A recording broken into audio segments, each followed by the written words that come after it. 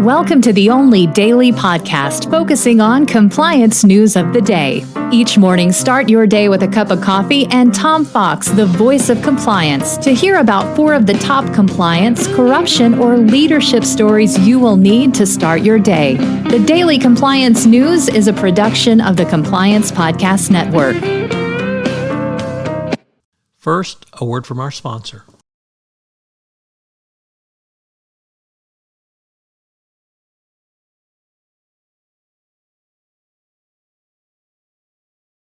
September 19, 2023, the $2,110 hour edition. And we begin with that story as leading litigator David Boy's hourly rate is now $2,110, his law firm told a judge weighing attorney's fees in the class action lawsuit brought by victims of late financier Jeffrey Epstein against Deutsche Bank. Boy's and other lawyers' rates were disclosed in the fee petition his firm filed in Manhattan court. Plaintiffs' lawyers in the case are asking the court to sign off on a $22.5 million fee award, representing 30% of a $75 million preliminary settlement that was approved in June. The hourly rate places Boy's, whose firm handles plaintiffs' and defense side work, in the rarefied air of lawyers who charge over $2,000 an hour. And people wonder why, or lawyers wonder why people hate them. Next up, as I reported last week, the BP chief executive quit after he failed to fully disclose his past relationships. And Brooke Masters, writing in the Financial Times, says that this departure is another example of how boards are stepping up their scrutiny of CEOs.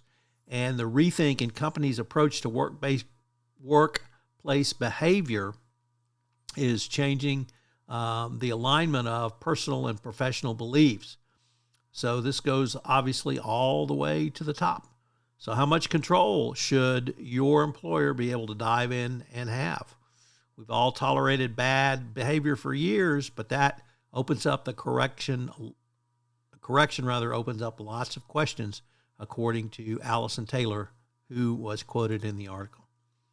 Next up, the U.S. Treasury Secretary, or Deputy U.S. Treasury Secretary, who is visiting Nigeria, said that stabilizing the currency and rooting out corruption are top reform priorities that the U.S. sees in the always problematic Nigeria.